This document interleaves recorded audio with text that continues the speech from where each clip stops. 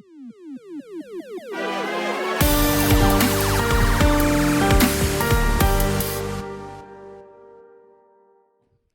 Googlers! It's Chad Michael Innes here. True story. At Google, they call their employees Googlers, and if you go to their campus, all over the walls, you'll see signs like, be a good Googler and be nice to people, or ask a fellow Googler, blah, blah, blah. It's ridiculous. I freaking hate it. Treat people like adults, not like children. Anyway, what's up, Googlers and DuckDuckGoers? Welcome to Respawn Aim Fire, the kick-ass irreverent video game podcast brought to you by affable idiots. What's up, Porkchop118YT in the chat? Check out his YouTube channel. Probably a very similar yet slightly different name for his YouTube channel than his Twitch name. We are going to talk about so much stuff today. Thank God we waited till today to stream because there was a new Nintendo Switch announced today with an OLED model. We're going to talk about that a little bit later. We're going to talk about a bunch of shit. Oh, hey, what's up, everybody? I'm Chad Michael Innes, one of your hosts. We also have one of your other hosts here in person-ish, not an emoji. His name is Holden Trinket DePardo. Hey, Holden, how are you? I want to just say on the record really quickly that I take offense to you calling me a Googler. Considering my stance on Google and how I feel about Google, I take deep offense to that. As someone who used to have a weekly segment, not even like a streamed segment, but just like a, hey, we're on Skype, let's talk. And you're like, hey, let me show you my new favorite Android feature. Like, I think you qualified as a Googler. No, because you're totally leaving out why I left Android. I left Android and then left all Google services minus YouTube at the same time and dropped it like a rock. And now I'm back on glorious iPhones. Still using that YouTube though. You can't get around it. What else? You can use Vimeo? No. I mean, if all you watch YouTube for is music videos, then I think that's an excellent alternative. We're going to be talking about, the new Nintendo Switch model in just a little bit. We're going to be talking about Ghost of Tsushima Director's Cut, Kojima and Microsoft, and a bunch more. But first, we are the Kick-Ass Irreverent Gaming Podcast. You can find us every single Tuesday-ish, except for the months of June and July, because it's a weird time for the world and us. At 9 a.m. on Tuesday mornings on podcast services and YouTube. And you can find us on Twitch, again, usually on Sunday nights at 8:30 p.m. Eastern Time. But right now it's in the middle of a Tuesday afternoon, so that too. But first, today, we're going to go through our main quest, which is Marry, Fuck, Kill, the last half of 2021. It is a little bit of a tradition here on Respawn Aim Fire for us to take a look at what's coming in the next 6 months, twice a year. We call that biannually or semi-annually or hemi-demi-annually. All of those applicable to this time frame, where we look at what's coming up in the next 6 months. The scientific term is hemi-demi-annually. Hemi-demi-annually, yes. Yeah. And we take a look at what's coming up in the next 6 months, and we decide, of all of those games, which one are we most likely to marry, fuck, and kill. And we do it in rounds. There's like a narrowing down process, similar to March Madness. I don't know. We are mostly in America, our listener base. I'm not sure everyone here is familiar with March Madness. This is certainly the right demographic as well, because traditionally, Americans who love video games are also huge basketball fans. It's a game, basketball, that you play on a court, usually made of wood. Sometimes it's a black top made of asphalt, and you just bounce a ball with your hand over and over, and occasionally you throw it towards a net that's really high in the sky. Most of the time you don't get it, but sometimes you do, and everyone's happy. Not to be confused with a different sport, 2K 2021 basketball. That game, right. That's where basketball came from. It originated in 2K, and then they turned it into this real life game afterwards. If just to kind of bridge the gap between gamers and now that we've introduced sports. people to the sport of basketball and how it relates to Marry, Fuck, Kill. Hey everyone, we're gonna do Marry, Fuck, Kill, and there are Holden in the next 6 months. In the next 6 months, there is so much coming out. We usually do 18 games every time that we've done this. We have a list of 18. We narrow it down to chunks of 3, and then we come up with the final ones. And so I started by going to, like you do, you go to the Wikipedia, you look at all the games coming out, and you just pick out the ones that like, oh yeah, I'm kind of interested in that, or that'd be a good one for us to discuss. And you kind of leave out the riffraff that neither of us are interested in, because our audience knows that we're not going to have a good conversation around it. And then I go from there, and I'm like, all right, do I need to go find a couple of other ones because I don't have 18 yet, or do I need to take out a couple? And I was being very, very conservative with my picks, and I got 30. There's a lot of good shit. Whoa. And so I had to make a couple of rules. One of the rules was you're not allowed to use remasters or remakes. So I had to take all of those out and do just new IP or new installments. So you took out Advance Wars? Here's a list of games that aren't part of today's MFK that are still worth mentioning that are coming out that like we would have had trouble like figuring out what we want to do with them. Skyward Sword HD, Microsoft Flight Simulator for Xbox, Pokemon Unite, the MOBA, Skatebird, Hades is coming to consoles, Ghost of Tsushima Director's Cut, No More Heroes 3, Cruise and Blast, Diablo 2 Resurrected, Mario Party Superstars, next-gen version of Grand Theft Auto 5, and Pokemon Brilliant Diamond Shining Pearl. Again, those are games that are coming out that are remakes, remasters, re-releases that we're not considering, but are still, like, that's a lot to look forward to. So we have our list of 18. So Advance Wars is there. Advance Wars is not there. Oh. Advance Wars was not even on the list of things that are coming out, ? This year? What? Either that or it was on the list and I just didn't care. To be fair, I never would have convinced you to put this on the list anyway. Hold on. Video game. Does it have like a date? Yeah, it's like December 3rd or something like that. It's the very end of the year. Why did they type July 2021? I mean, I think I would have been the only one vouching for it, so it's not a big deal. It's not there. I feel like if I saw it, though, I would have been like, oh, yeah, let's put that on there. And so December there were only... Oh, yeah. It's because it has such a long title that I just immediately thought it was something Japanese we didn't care about. Advance Wars 1+2 Re-Boot Camp. I mean, it is something Japanese. Yeah. Okay. Yeah, that is December 3rd, but again, not on the list. So Holden, let's start. Here's how we go. We have these in triplets, 3 games, and then we do that 6 times, and then we take all the ones we said we would marry. We decide which one we want to marry. All the ones we said we would fuck, figure out which one of those we want to fuck, and then ultimately one we want to kill as well. And just like most times, there is like some relation between the 3 games and why they are chosen together. So let's start with round 1. These are indie games that might be fun or bite-sized or shorter experiences that just they're just kind of fun to us-ish. WarioWare Get It Together. 12 minutes. And Teenage Mutant Ninja Turtles Shredder's Revenge.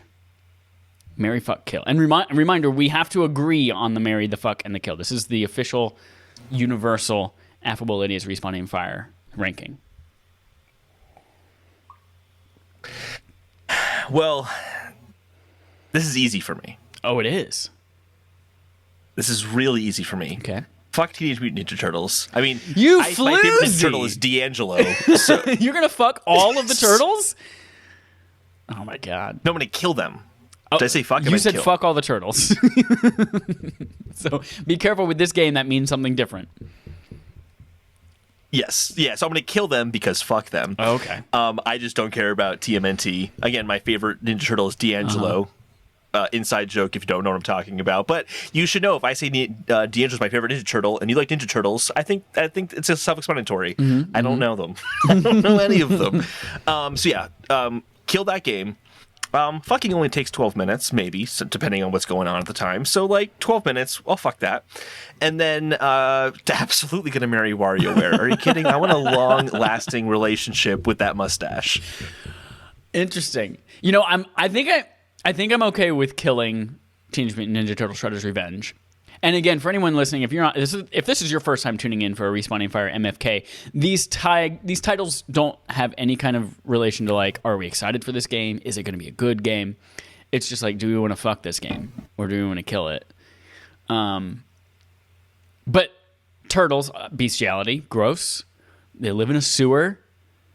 They eat nothing but pizza. They're obviously not very hygienic. So, I'm okay with killing the turtles. They're going to be smelly. I mean, yeah, they're cool and they're fun. They can protect me, but no, I'm not going to be with that for a long time, and I'm not going to touch it with my penis. Yeah. I'm not as convinced or sold on your ranking of 12 minutes in WarioWare, though, because 12 minutes, it's a dark game about, like, murder, I think, and it's got Willem Dafoe, and then, like, that's weird to fuck. You ever thought about fucking Willem Dafoe? Green Goblin? I don't know. You thought about fucking Wario? But yeah, then you get to Wario, just filled with farts. Very quick, though. Like, talking about multiple orgasms in one session. It's very, very, very quick ones. I feel like WarioWare, if you're married to it, might be like getting married to someone with dissociative identity disorder, with just like multiple personalities. And it's just like every minute they're a new person, and that could be fun. It would certainly never get old unless you really like one of the personalities and you're like, please just stay. I'm tired. No, I don't want Lisa here. Dear God, Lisa, go away. I think I've talked myself into marrying WarioWare. That sounds fun. And I don't want to, I could fuck 12 minutes because I don't want all of that drama and Willem Dafoe in my life for a long time. So yeah, I just had to talk it out. And think of all the crazy things you'll see over your marriage with WarioWare. All the toys you'll get to play with. He's very much into experimentation. Okay. Yeah, exactly. So next up, we have 3 games that are all shooties. They all have to do with shooting aliens in many senses of the word. We have Rainbow Six Extraction. We have Aliens Fireteam Elite. And we have 6 Days in Fallujah. Ooh, I thought you were going to say he said aliens. I'm like, oh, that's a lot. Aliens in the word is in like not in the USA. That's the literal term aliens. No, yeah, I get you. Yeah. Yeah, I get you. Yeah. Okay, so I started last time. I guess what are your... We can't kill 6 Days in Fallujah. That's just like... No. That's like saying, I don't like the troops or I don't support the troops. If you just immediately wish for them to die, we can't do that. I think we have to roll that out. It's PR suicide. But I also think that's...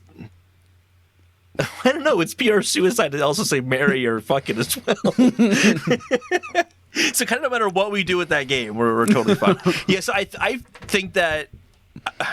Again, like 6 Days in Fallujah, we'll have to kind of wait and see what the case is with that game. But I feel like we need to give it a chance, and we need to be open-minded about it, and it could still be really bad. And that sounds like a situation I would fuck. I was going to say the same thing, because, like, give it a chance, that kind of... You're not giving it a permanent chance. Like, let's see how this works for the rest of our lives. Yeah. You're just like, no, let's take this one day at a time. And if it's not good after the first day, goodbye. Okay, let's fuck the troops. Yeah. Yeah. Don't kill the troops, but fuck the troops. Not a PR disaster. So we're going to fuck 6 Days in Fallujah.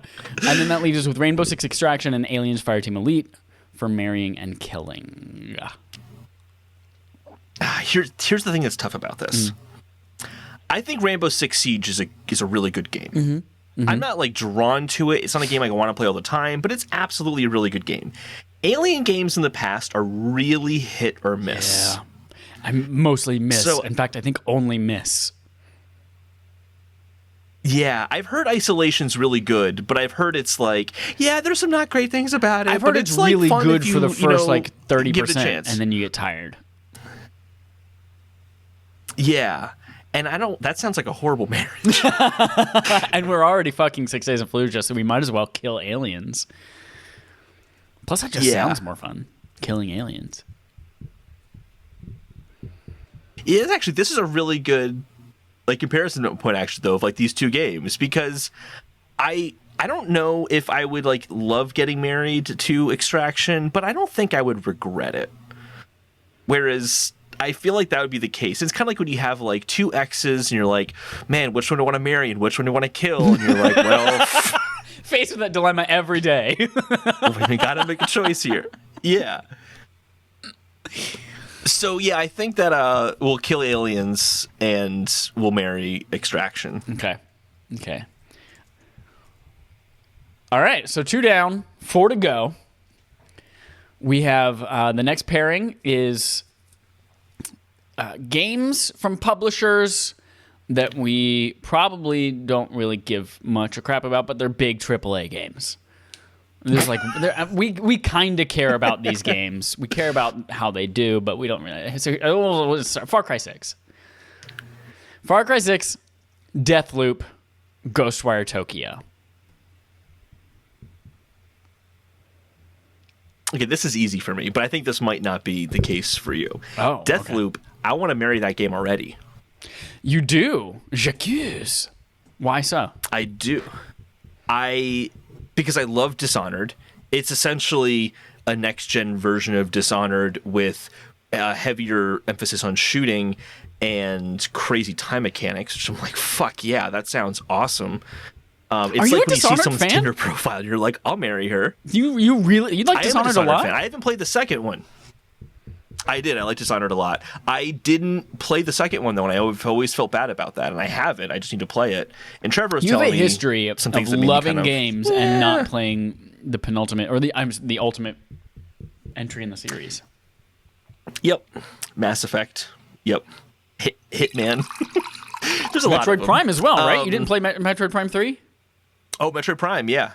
Look at that. I've played part of 2, but never all of 2. I know. But it's still one of your favorite games. You are such a wonderful person. Metroid Prime is one of my favorite games ever, and the fact that I haven't played 2 or 3 is crazy. Mass Effect 2, one of my favorite games ever. Why I never played 3 is an absolute mystery to me. Okay, so Deathloop, I'm gonna marry. Far Cry 6 and Ghostwire Tokyo. I don't give a shit about Far Cry. I just do not fucking care. I feel like you're feeling the same thing. So here's the thing: of all of these, like Far Cry 6, it's all about like isn't about like drugs and criminals and cartels and shit like that, right? Yeah, like a dictator in a South American country. I don't feel bad about them dying. Like, sure, all human life is valuable, but like, if someone's gotta die, it's okay if it's the cartel. But then we have Deathloop and Ghostwire Tokyo. You're on a roll with this one. You just said that, and then like, let's have a PR disaster. By the way, 6 Days of Fallujah is connected to aliens. In another sense of the word, Holden. This episode's a PR disaster so far. Context doesn't matter. So that leaves us with killing Far Cry 6 leaves us with Deathloop and Ghostwire Tokyo. I'm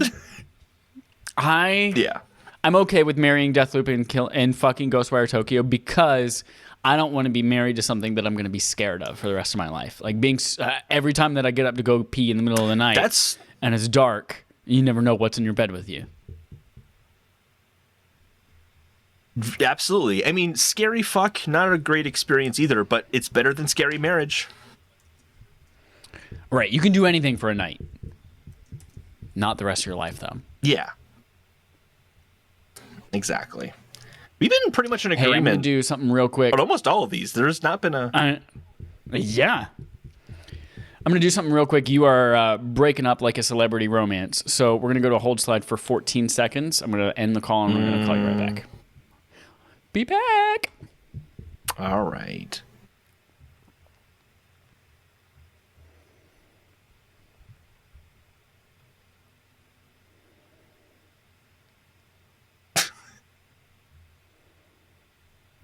Are you? Can you talk for a little bit? I can't talk at all. You can't force me to, Chad. You're Chad. Nice. All right, we're gonna go back. Mm-hmm. And we're back. All right. So next grouping. This is group number 4. 3 games. I can't guarantee just because I don't know what the last one kind of is. But 3 games that are all kind of exploration based, adventure, cool things. We have Metroid Dread. We have Axiom Verge 2. We have Kena Bridge of Spirits. Marry, fuck, kill. Okay. I just played Axiom Verge recently. I loved it. But I love Metroid more. Ooh. So, Metroid Dread, gotta marry it. I'll fucks with Axiom Verge too. Killing Kina, and it's just because I don't know. I know that game looks really pretty, but it's that developer's first game. They're mostly known for animation, so that's why it looks really good, but I don't know how it's going to play yet. And the play is important. That's like the primary thing to do. If you're in a marriage, the play is important. If you're fucking, the play is important. I don't know how it's going to play yet, so I'll kill it because I like the other two more. This might be where we have our first disagreement. Uh-oh. Because Metroid Dread, I think, does look fantastic. And so I'm on board with marrying Metroid Dread. But Axiom Verge 2 is very similar to Metroid and is a Metroidvania game. And I feel like if I was going to fuck one person, there are a couple things wrong with this. One, if I get the opportunity to just go fuck one person during my marriage, I'm not gonna fuck the same person or the same type of person. Like, that's a waste of an extra fuck. I want to fuck someone completely different. But also, if it's like a side little piece of ass, the Axiom Verge 2 is, then Metroid Dread is just like, I'm right here. You have the exact same thing right here in your bed. What are you going out there for? I'm so more likely to be jealous. Whereas if I fuck Kena Bridge of Spirits with all those furry little black ball things that are all over her, then it might be like, oh, I understand it. That's something I can't give him. So I'm okay if he has to get it elsewhere. Plus, it looks beautiful. If you want your one-time bang to be like the most that it can be, you want to go bang the most beautiful thing that you can find. You don't want it to be, a 1 out of 10 at a bar. But is it beautiful and boring? I don't know, but kind of like I forget what we were talking about earlier. Like, giving it that chance. Like, I'm open-minded. It could be. I'm going to give it a chance. Like, that's having that same idea about Kena Bridge of Spirits. Like, that could help get us to some very good. Okay, so fucks. I totally see your logic here. Let me see if we can find some agreement using your approach here, because I like your approach. We're both marrying Metroid Dread. We have so many reasons to. It just makes sense. There's always that one thing that you wish you could do, and Axiom Verge is like, it's not a hugely different experience, but it does melee combat as opposed to shooting combat as the primary. And so, like, so this is like it'll let you get pegged. Like, you're like, listen, I really want to try pegging, and she's like, I don't want to wear a strap on. That's weird. And you're like, well, Axiom Verge is gonna wear one. She's like, just go fucking fuck and Axiom Verge once. Yeah, and too. Like, it's almost like a guaranteed, like, I wanted this one thing, this does that one thing. So it's like the kinky exploratory version of your day-to-day life, but it's like, it's on your birthday. And you're like, let me go do this weird thing with the stripper. Yes.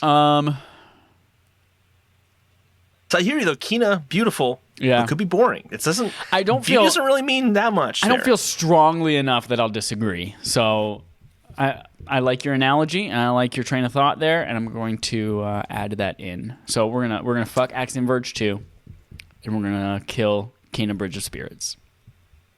Regretfully so, by the way. Like, I don't like killing Kina. Not as much as I liked killing TMNT. All right. Our penultimate trio of games are 3 shooty multiplayer experiences that are sure to be a good old time. Number 1, Evil Dead the game. Back 4 Blood. Battlefield 2042. I don't care for like any of these, so I'm curious what your thoughts are here.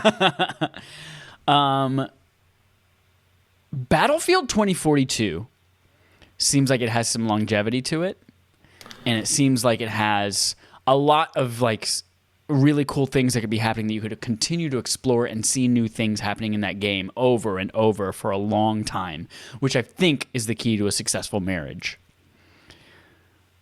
I'm going to propose marrying Battlefield 2042. And then I have no ties or knowledge of Evil Dead. I've never seen the movie. I don't really know. There's a guy whose first or last name is Ash, I think. I don't know. But there are chainsaws, and I think it's people. So maybe Evil Dead, the game, is like, it's less scary than Back 4 Blood. I can't imagine fucking the monsters and terrifying things in Back 4 Blood, but I could maybe fuck a person with a chainsaw. So I'm gonna propose fucking Evil Dead, the game, and killing Back 4 Blood.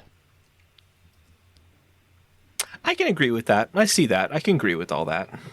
Yeah? So we're marrying Battlefield 2042. There are tornadoes. Yeah. There's jumping out of planes. A whirlwind of excitement. Yeah. Oh, I see what you did there. All right. Final trio. These are big blockbuster installments in first-party franchises. Horizon Forbidden West. Forza Horizon 5. Halo Infinite.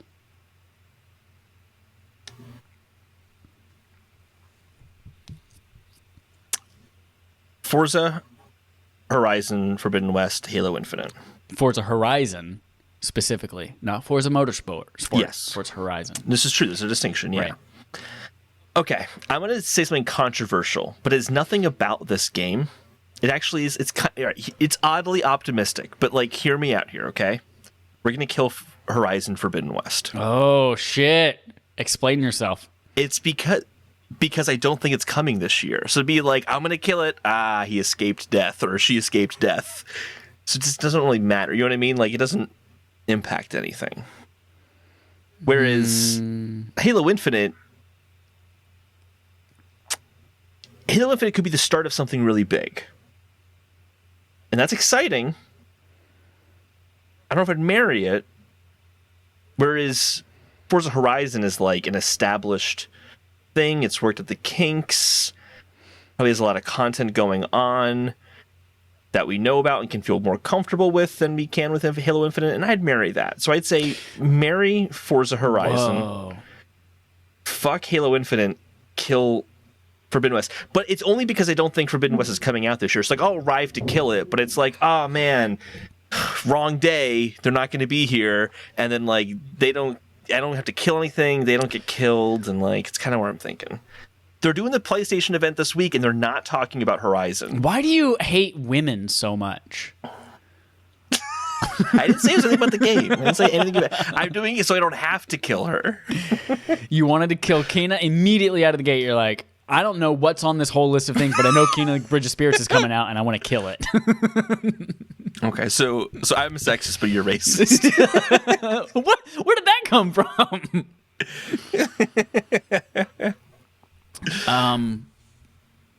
I did not expect you to say marry Forza Horizon 5. I didn't either, but I can't commit to Halo. I just can't do it. Wow.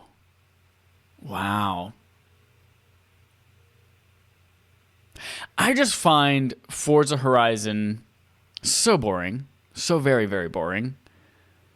Even with seasons. I'm not interested in seasons. And it's like, if I'm going to have one fuck, I don't want it to be on a boring... Kind of like what we were talking about with Metroid Dread and Axiom. Like, if you're going to fuck, if you get one of these, like, make it something crazy or something that you would never really do or something completely different. But, like, I don't want to waste it on a boring. And then it comes to marriage. How do you kill Horizon Forbidden West? There's so much to explore. You don't in have the to. That's environments. the beauty of this. It's a Underwater. loophole. Poop hole is a loophole. It's going to stand you up. It's going to stand you up. If you try to marry it, it'll stand you up, and it won't be there at the ceremony. So, like, are you going to do that? You get some serious blue balls if you go to fuck and it's not there to fuck. But if you kill it and it's not there to kill, it's a positive. I'm okay with fucking Halo. Do you think Horizon? Do you think that Horizon's coming out this year? I do. Okay. So I think that's where we're going to meet our disagreement. Because that I kinda think we changes agree on everything. Halo Infinite. Like, we could fuck Halo Infinite. In real life, I think I'm probably going to play through the campaign and maybe multiplayer once. And so that's the equivalent of fucking it. Yeah. And I'll be done with it very quickly. Then we get... I can't get on board with killing Horizon Forbidden West just because you don't believe it's coming out. Like, you don't... It's not that you like Forza Horizon enough that you're like, I gotta marry this. It's just like you really don't like Horizon Forbidden West or women. It's nothing to do with the game itself. If it's gonna stand me up, I'd rather it stand me up in me trying to kill it than me trying to marry it. That's the kind of thinking. When you go into a relationship, whether it's a murder relationship or a marriage or a sexual one-time relationship, and you already assume the worst about it, like... That's causes failure. That when you go into it like that, with that mindset. I mean, all right. So imagine this, right? Imagine that Horizon's dad, Herman Hulst, came up to you and is like, "Hey, she might not make it to the wedding this year." Does that change your mind? Hey, there's always next year. Her dad, There were a lot of people who didn't make it to their wedding last year. Some of them just because they hated each other. Some of them because of the pandemic. Some of them because they were dead from other causes. But there were a lot of people who didn't make it to their wedding. It didn't mean that wedding wasn't worthwhile. Because I killed it and it didn't arrive at your wedding. All right. I'll cede this territory to you because there's no way you're ever going to kill Forbidden West, even though I think I have the right approach here because it's not happening. You're going to get set up at the wedding, but here's the thing: I won't tell you I told you so when it happens. I appreciate you're crying at your wedding. I'll just console you, okay? Okay. Because I don't really mind killing Forza. This doesn't really faze me. Okay. So here we go. We now have, of our 18 games, we have 6 marries, 6 fucks, 6 kills. We got to narrow it down to 1 each. We'll do that starting with kill. I'm going to list 2 games. We've decided which one we want to kill, and then we'll go to the next 2 and the next 2, and then we'll pick from that 3. So, are we killing Turtles, Shredder's Revenge, or Aliens, Fireteam Elite? Which one do we want to kill more? I know you're going to say Turtles. I feel like there are other games in here that we want to kill more, so I'm gonna say it's okay because I know Turtles won't be our most killed game, so I'm okay with picking that for now. Okay, so Turtles. All right, then we have killing Far Cry 6, killing Kena Bridge of Spirits. I feel like we both can agree Far Cry 6. We don't need those cartel drug lords. Absolutely, yeah. And then, my hatred for women does not overtake my hatred for Far Cry. Then we have Back 4 Blood and Forza Horizon 5. What are we killing? I feel like Back 4 Blood. Neither of us care, I think, about Forza. Oh, really? We don't care about Forza for sure, but you're right. In my brain, I'm thinking like, oh, I don't want to fuck it. I don't want to marry it. We've already considered that. Like, now it's strictly which one do we want to kill more? And I think you're right. We want to kill Forza Horizon 5. Yeah. Okay. So then our 3 games: Shredder's Revenge, Far Cry 6, Forza Horizon 5. Far Cry, right? Yeah, let's kill Far Cry. Far Cry is our official kill game for 2021, Part 2. Far Cry 6. All right, what are we fucking? I honestly think if you had just listed all of the games in one time and said which one to kill, I think we all would have said Far Cry still. Yep. All right. So the fuck games. The first 2 are 12 minutes, 6 Days in Fallujah. Which one? I just because to avoid the PR nightmare, I don't want to put any more light on 6 Days in Fallujah. Can we just say we're gonna fuck 12 minutes, and then never have to speak of 6 Days in Fallujah again? 6 Days in Fallujah because I'm so. Honestly, I don't have many. I'm not very curious about 12 minutes, but I'm very curious about 6 Days in Fallujah. For better or worse, I'm really curious about that.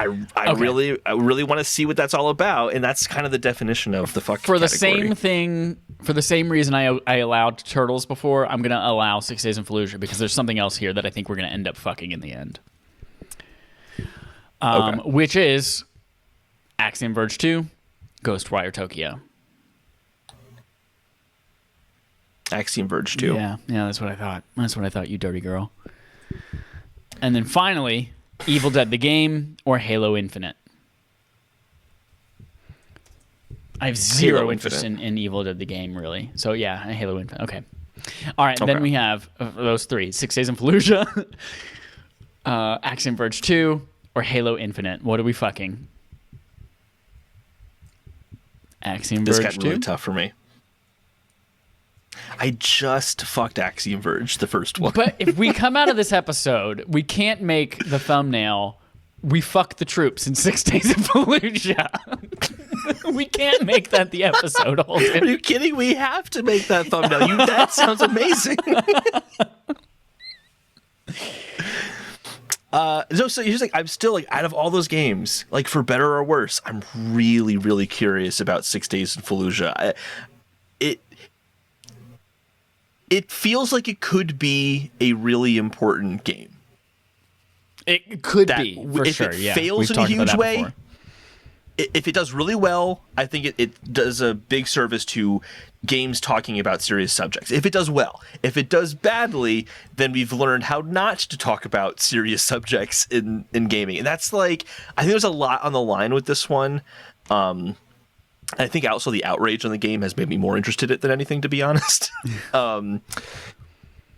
And I don't know, I'm really caught on that. Whereas like I just fucked Axiom Verge 2, and I don't even remember the third one's name. So. Halo Infinite. Holden, you know what? I'm going to be supportive of you and you exploring your sexual identity, and I'm going to let you fuck Fallujah out of curiosity. So we're going to fuck 6 Days in Fallujah. Because you are Fallujah curious. All right. Mary. I'm Fallujah curious. Mary, we have WarioWare Get It Together versus Rainbow Six Extraction.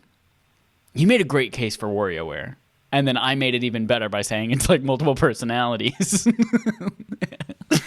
And it's a new marriage every minute. Yeah, so we'll marry. All right. New marriage every minute. Then we have Deathloop and That's Metroid the sequel Dread. to Split. It's a new marriage every minute. So round 2 is Deathloop and Metroid Dread. Which one are we marrying from that? Oof. These are things I really want to marry both of them, but Deathloop's like I like Arcane, I like Dishonored, but it's a new thing. Metroid Dread, I'm like, oh my god, this is Metroid coming back. Metroid's great. I've kind of gotten into Metroidvanias more recently. This is the one that got away. The remake, what is it, 16 years in the making or something like that? And now she's finally back in your life, and you have an opportunity to be like, let's catch up. Tell me about all your kids out of wedlock that you have. Yeah, they're named like Metroid Other M. They're named that Metroid like game on 3DS that nobody wanted that was multiplayer. Those are all my kids out of wedlock. All sent to adoption. All sent to an orphanage. I wonder when I should have asked Trevor about that last episode whenever he was on. He was asking about, what is that game called? It's like Metroid Battle Bots or something. Oh, Metroid Federation Force. Federation Force. BattleBots, Federation Force. Alliteration is in there. Yeah. There's also like a free thing that came alongside called Blaster Ball. Metroid Prime Blaster Ball. Next up is Battlefield really 2042 Metroid game. And Horizon Forbidden West. I mean, of those two, Horizon, but I still feel like we're gonna get left at the altar. It's okay because I think right now we're choosing Metroid Dread overall anyway, right? Yeah. I mean, I love Wario. For me, it would go Dread, WarioWare, Horizon, but it's Dread by a huge margin for me. Yeah. So Okay. Metroid Dread. Okay. So, of all the games coming in the second half of 2021, we are marrying Metroid Dread. We are fucking 6 Days in Fallujah. Yeah, we are. And we are mercilessly killing Far Cry 6 with a ball-peen hammer and just beating the shit out of it. And I just want to say for the record, by the way, this whole conversation, I ended up marrying a woman. I just want to say, I ended up marrying a woman. Only after I called you out. You just did it for the PR. For just anyone who's curious, I meant to do this earlier at the beginning of the segment, but I didn't. For anyone who's curious, for 2021 Part 1, so the first 6 months, we chose to marry Mass Effect Legendary Edition, fuck Hitman 3, and kill Persona 5 Strikers. So that was our previous one. Yeah. All right, Holden. I'm going to turn it over to you to host the rest of the episode. I'm going to take a nap. Yeah, so we're going into playtime. We talk about what we've played, and Chad, I'm going to hand it over to you so you can tell us what you played this week. Great. I have a couple of new experiences. One, Red Dead Redemption 2. That's our barf game for the next few hours. You just started playing it. We got to check the poll and see what won for barf. While I talk about this, will you look up what won in Patreon for barf next month? Yeah, I am sure that it is Katana Zero because that's where it was when I left it, and it was winning by a lot. So let's see. So yeah, Red Dead Redemption 2. We're going to be talking about it this weekend. Our reactions as backlog accomplishment with Respawn and Friends. We're going to probably have a special guest on the episode as well. You're welcome. So yeah, you'll learn a lot more about our feelings on that shortly. If you want to play along with us and vote on what we play in future months, go to patreon.com/respawnaimfire because you can get that and a lot more for $1. Holden, what are they playing in July? Katana Zero with 60% of the vote. Nice. What was the breakdown of the other percentages? Papers, Please got a 0. I think this is the word papers in there and requires reading.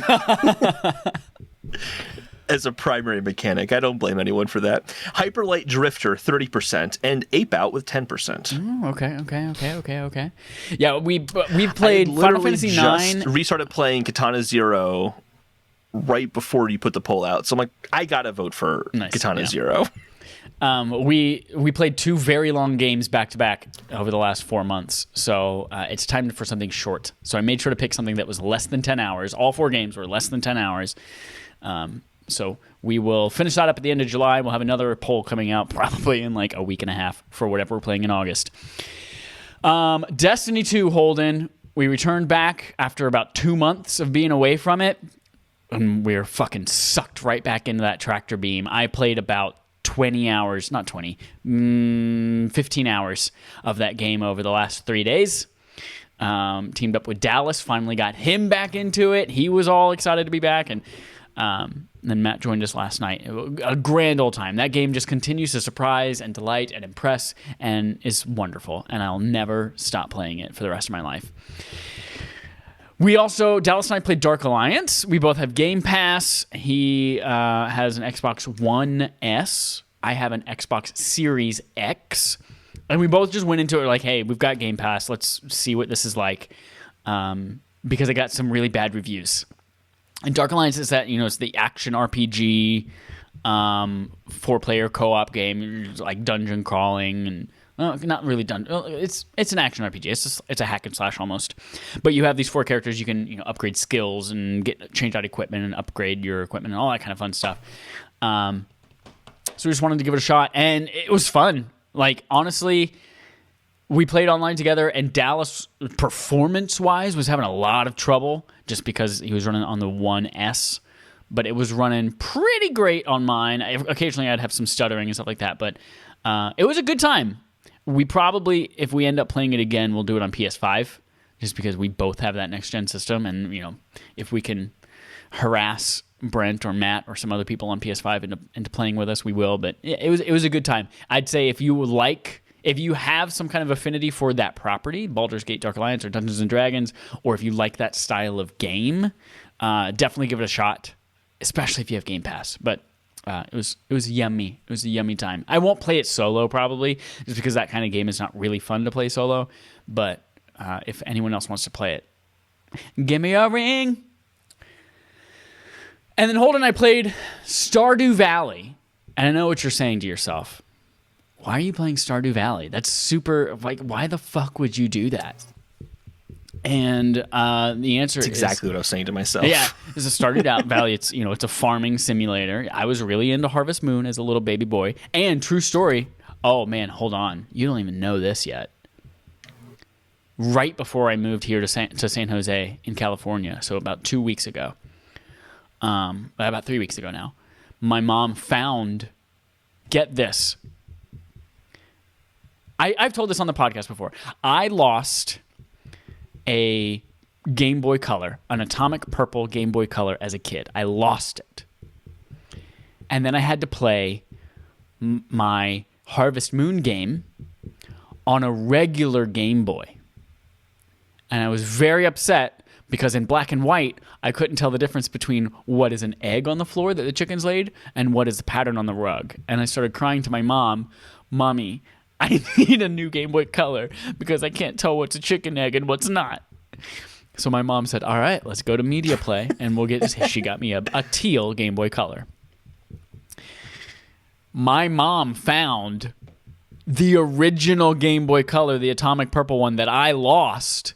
We literally have not seen that thing since I got that teal Game Boy Color 100,000 years ago. She found it like 3 weeks ago. And so now I have that. I now have 2 atomic purple Game Boy Colors, and I have that Harvest Moon game. It was in the Game Boy Color as well. So very excited. Anyway, Stardew Valley. Started it up on my Tesla. I have a Tesla now. It got delivered last week. I fucking love it. The autopilot's going to spoil me, but there's video Congratulations. games. Thank you. So I got a Model Y, and it comes with video games that are pre-installed.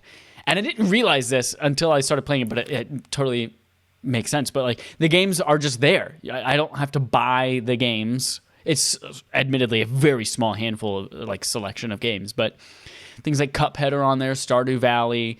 There's like there's a solitaire game, there's a backgammon game. There's a couple other ones like people know that like I forgot about. But I was charging my car at work before I realized that it charges really slowly and it's not just something that I can go park, sit for a half hour, play a game, and leave. I actually had to bring it to work today and leave it while I was there all day in order to fully charge up. And I was just like, hey, let me break out one of these games. And I did Stardew Valley, and it works on the touchscreen. And that game is just as addicting as you would think it is as a farming simulator. It's all the same things, pull up this. It's Animal Crossing, but without really dumb animal characters. So you're pulling up grass, chopping things. Anyway, I wanted to say I was surprised I could play that on a Tesla screen. And it was there. And it worked great, awesome. But I was very unimpressed with the operating system. Obviously, it's a car, not a game console. But it was like it was very unresponsive, especially when you're like trying to bring up a menu, like for preferences, like to turn subtitles off or things like that. It's just like, wow, this feels like I'm using a 7-year-old iPad that's running super slow on iOS 1 or something like that. But so I was very unimpressed with that, and because of that, I likely won't play anymore. It makes me really surprised that like, will I play Cuphead on it? I was starting to think like, man, I might just keep a controller in the car just for like if I do go on a road trip and we stop at a supercharger, or instead of going to eat, maybe we just sit in the car and play Cuphead together. But like if that's the kind of experience on it, is it going to be laggy? Is it going to like that's not a kind of game that you want to have lag or performance issues on. But what it did what it did make me want is like Game Pass. How freaking sweet would that be on that giant screen? It's always connected. My car is always connected to cellular. And Xbox is talking about like expanding to as many devices as it possibly can, even outside of game consoles. So like, why not? Why not bring Game Pass to Tesla and allow you to access all of that there? So obviously the applications for it are very short. Like it's a very short list. Like, hey, I need to charge my car and I need something to do. And that's it. That's the list of things. So, but yeah, I was just surprised that it was there, that the games were there. Then you didn't have to like buy Stardew Valley. It was just on your car, but not obviously the ideal way to play it, but cool in a pinch. That's it. That's all I played this week. Yeah, it's funny that of all the games to play Stardew Valley, I think it's still really funny to me. Yeah. I wanted to play Cuphead, but I didn't realize Cuphead yeah. required a controller, and I didn't have one at the time. So I was like, I guess I'm playing Stardew Valley. Oh, yeah. Yeah. I played Red Dead Redemption 2 as well this week. I beat it last night. That game is long. You beat the epilogue? Holy shit, is that game long. I beat both epilogues. There's 2 parts. Very good. And it took a long time to even beat the epilogue. I was very surprised. Yeah. But I'll share my thoughts. Share our thoughts when we do our barf chat later on. Didn't play much else. So I only played one of the game, but I wanted to mention a game I didn't play, but it's not a news story, but I'm just like blown away by this. First game that I did play was Super Mario Bros. Like the original Super Mario Bros. In the All-Star Collection in the Nintendo Super Nintendo Collection on the Switch. I played that version of it. I only played it because of the rewind feature. I died. I rewound. I did that part over again. So I didn't. I don't know. I kind of debated with myself if that really counts as playing and beating it when like that's not really how the game is supposed to be played. But I counted it. Fuck it. It's fine. It's Mario, but it's it's obviously missing some things because it's from the NES. But I'm glad I played it. I don't think it was like a terrible experience by any means. It's just the rewind feature that makes it pretty bearable. But I also beat it in like less than an hour, maybe an hour and a half. Yeah, it doesn't take that long, especially if you know how to get to the warp pipes to go ahead and that kind of stuff. So like I don't know, like I played it. I wouldn't say I beat it, but I marked it as beat because I got to the end of the game. Like you know what I mean. I find that same struggle that I assume I'm going to have with Mass Effect. Whenever I get to Super Mario Bros. 3. Anytime that I try to play that game, I'm like, ooh, I can't wait to play this. Oh, all 8 worlds. But then you get to that first castle and you're like, but I know if I just jump up here and go over, there's a whistle and I can just jump to world 8. And I'm like, oh, fuck. Then I skipped 7 worlds and I was like, am I really playing the game at that point? But if I don't do it, then I know that it's like so much time that I just wasted. Like, I could have just skipped. So I have that same struggle whenever I play as well. Yeah. Here's a game I did not play, but I watched a lot of gameplay of it. And this is a game called Severed Steel. Now, I'll be honest, it took me a while to figure out what this game is. It took me a while. So here's the story. I started watching David Jaffe's streams lately, or him kind of talking, just because I like to kind of hear his input on stuff since he's like been in the industry, kind of knows more what he's talking about than most video game commenters do, because he's actually been in the industry. He's a different perspective. I want to hear it. And he had this stream, and the thumbnail was the coolest shooter I've ever played, or something along those lines. And I'm watching him play this, and at first I'm like, oh, this is a first-person shooter with some bullet time effects. And it looks hard, because David Jaffe was dying all the time. It looks really hard. But I'm like, oh, but this looks really smooth. It's interesting. And then he started to progress in the levels. And the more I watched him play, and the more I started to look at like what was actually happening in the game, I'm like, oh, holy shit, this is something actually really unique and really interesting. I think this is going to be a big game when it comes out. I think it's going to be a little held back by the fact that it's made by one person, and therefore the UI is not the hottest looking thing ever. It has a level editor in it that looks completely unapproachable, and it's just because it's a one person team making a UI and basically a mini game engine inside of there. So like I think there's some areas where it's going to be held back, but the gameplay itself is like crazy fucking awesome. Think Super Hot. So Super Hot, you have one little small level that you have to do. There's enemies who are generally coming from the same locations, and you have to figure out how to take these enemies out, and you have to learn how to use your environment, because your guns don't have like a finite amount of bullets. Then that gun is useless. You have to throw it away and find another gun like somewhere. And it kind of plays with time a little bit. It's like the inverse of that.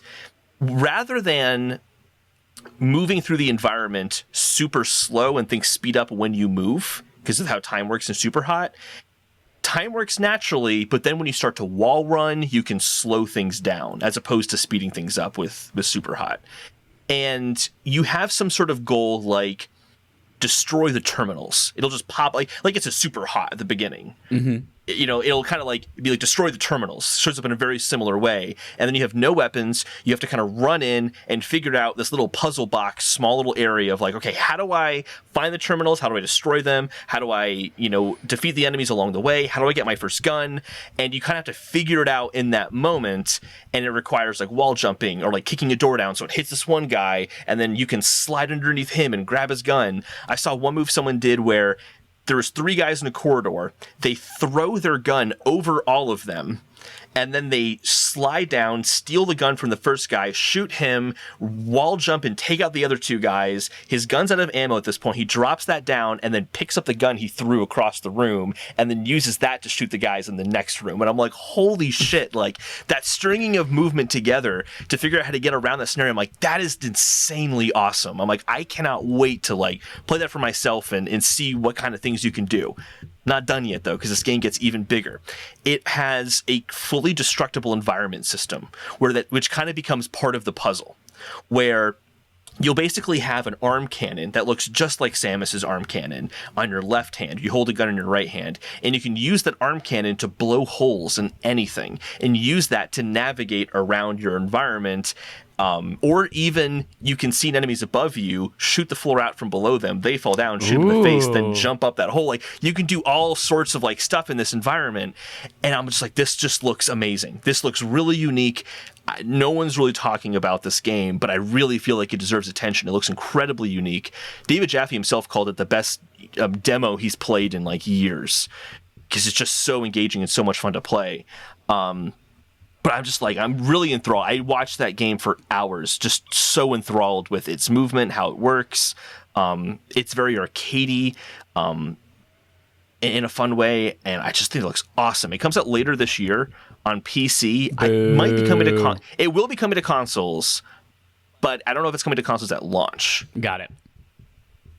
But I think it looks unbelievably cool. I'm so excited to try that out for myself. There's a demo on Steam. If you have a PC, you can play the demo on Steam right now. Is it on the Steam for Mac store? No, nothing's on the Steam for Mac store. No, I don't think so. You open up Steam for Mac and it just gives you a 404 error. It could not find. Are you sure you wanted to open this app? Clippy pops up.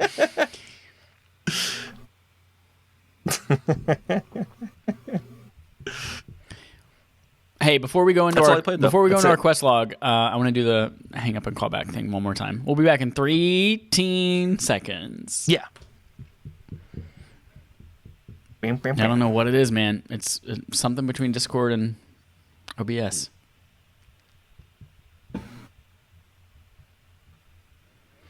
All right, we're back. Yeah, I don't know. It's weird. It's very consistent, though, in the past few streams you've done, which is kind of concerning. Yeah, and it's totally fine until I hit streaming, and then it...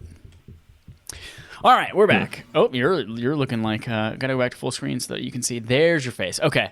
Quest log! Yeah. You're up. Yeah, so first item in the quest log is from Microsoft's quest log. Report.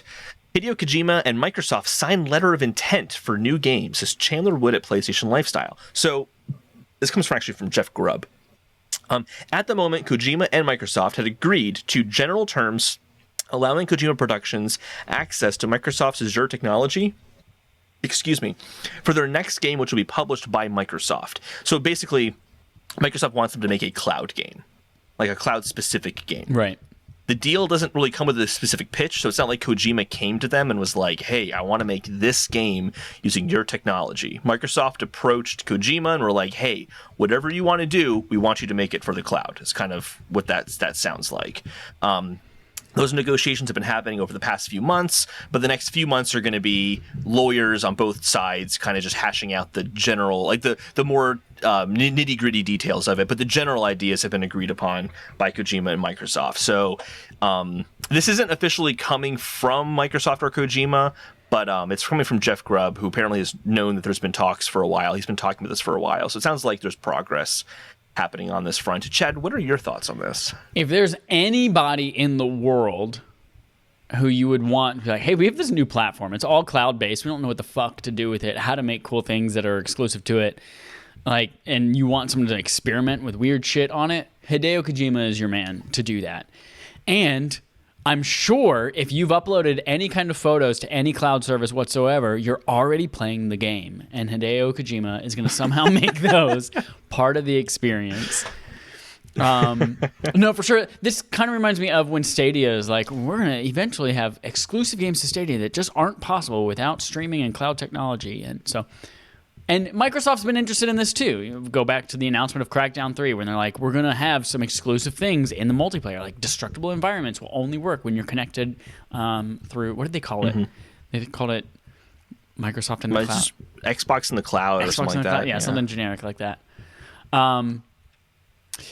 So yeah, that's cool. I don't think this is Kojima's next game that they've been talking about, that their studio's been working on for a while. I think this is probably going to come after that. I agree. Yeah. Also, his next game was something about 9/11 because that affected him so deeply at E3. And so, I agree, because I think a lot of people are taking this and saying, see, this whole Blue Point thing couldn't possibly be a Kojima game because his next game is Microsoft. I'm like, unless he's been sitting on his ass and doing nothing for the past like 2 years, right? I'm sure he has something else he's been working on. And if there isn't a game pitch to go along with this, it's certainly not the game he's been working on for the past few years, because that would have been the pitch.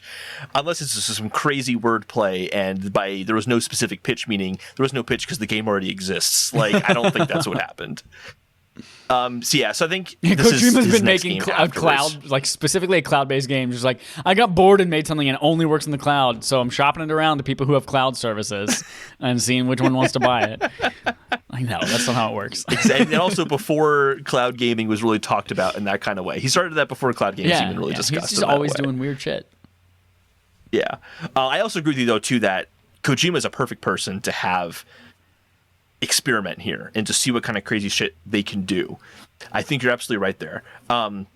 One thing I'm worried that could happen is his game is so crazy, no one knows how to take some of the concepts he's done and apply it to more like general games. Yeah. But I still think he's a good person to experiment with this and at least inspire people to be like, hey, look at this crazy shit I can do. What crazy shit can you do? So I think there's still a good opportunity there. Another good opportunity for Microsoft is they've been looking for Japanese developers because they want to speak more to the Japanese market. And I don't know if Kojima is the best studio to do that, but because he tends to focus a lot on, like, he loves Western stuff a lot. Yeah. And his games tend to mimic that sometimes. But I do think that it's a step in that direction for Microsoft to kind of be taken more seriously by the Japanese market, to say, like, hey, we have some very, very prominent Japanese developers we're working with that make games that, you know, that Japan buys. So I think that makes sense from that perspective too. Yeah, I'm curious to find out how much pull Kojima has in Japan, because you're right, it's all very Western focused. It's all, you know, he loves Western cinema, and he's always tweeting about movies and shit like that, and even, you know, Metal Gear Solid. Like that, he wanted to make this spy thriller movie that just like he had been watching for years. So I don't know if he's like he's not. It's not Dragon Quest where everyone in Japan just freaking shuts down when a new Dragon Quest game comes out. But you're right. It's a step in that direction towards winning over some Japanese fans. Mm-hmm. They should buy Capcom if they want to do that, because then we could get Monster Hunter, which would be huge. Remember, for Xbox like Japan, a year or two ago, when there were rumors that Capcom was being for sale, that they were shopping around, and then there was, like, I think it was early this year or last year, that Sega, like, someone was looking to buy Sega. Yep. Oh my God! Phil Spencer wore a ring that has Sonic the Hedgehog on it, and it was also behind him in his office during a stream he did. Therefore, Phil Spencer has a wedding ring on. There are rings in Sonic the Hedgehog. Therefore, Abandoned must be the Hideo Kojima game. Moving on to the Sony quest log, devs criticize Sony's policies for PlayStation indies, says Zarmenakon at PlayStation Lifestyle. So the catalyst for concern here came from a tweet thread by, I think it's Ian Gardner, just an interesting way of spelling Ian. The only thing that makes me say maybe it's Ian is because of the pretentious character that Mac from Sunny Philadelphia plays on Mythic Quest. His is spelled Ian, however, but he pronounces it Ian just because he wants to be pretentious. But I don't know. No, Ian makes sense as well. Here's his thread. I'm going to read out the thread. It basically says everything that people are agreeing with in the indie scene. Well, not everyone, but I'm sure most people are. All right, so he says, so here is a thread about Platform X. I will not be defining Platform X, but it's the operator of a very successful console and does not have Game Pass. Platform X gives developers no ability to manage their games. In order to get promotion, you must jump through hoops, beg and plead for any level of promotion, and a blog is not as good as they think it is. Wish lists have no effect, so your personal marketing means nothing to Platform X. All that matters is their evaluation. How is this evaluation done? Don't know. They don't share that. Nor will they share the value they ascribe to my game. By the way, you cannot even do a launch discount without their approval, and it is, quote, very limited. That's right. You can't do the thing that every other platform does, meaning the Platform X owners will always get the worst deal. Oh, but don't worry, there's a way to guarantee you get featured. All you need to do is spend a very reasonable minimum of $25,000 USA to get featuring. Oh, and then 30% of your subsequent earnings. Bargain. Allegedly, this is referring to Sony, and allegedly Microsoft has the same like $25,000 fee, but there are other policies in terms of like offering discounts and things like that aren't as restrictive as Sony is. He doesn't say Sony explicitly, but I think it's really obvious that he's referring to. He's obviously not talking about Sony. Stadia.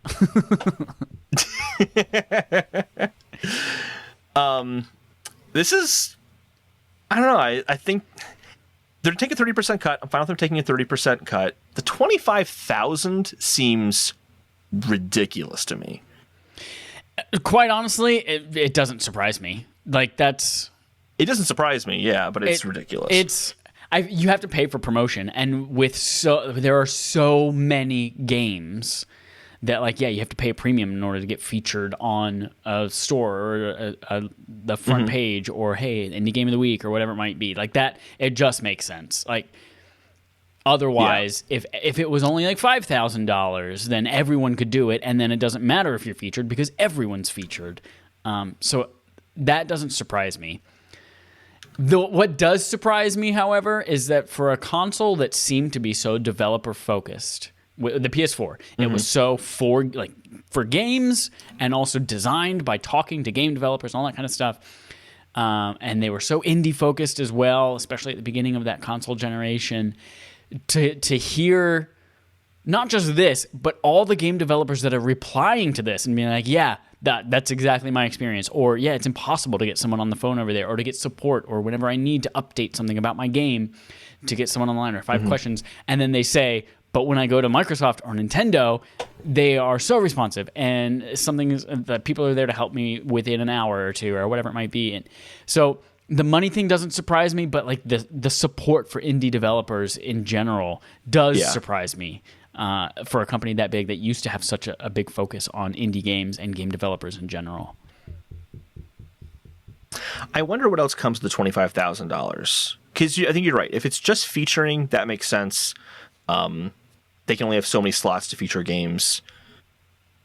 But at the same time, is that the only thing the 25,000 is for? Because 25,000 opened things up where you can kind of get better access to putting up updates or better access in different ways to get communication there. Then I think I'd have a bigger problem with it. But I think you make a good point that they can't just let everyone be featured. It doesn't work that way. That is very, very fair.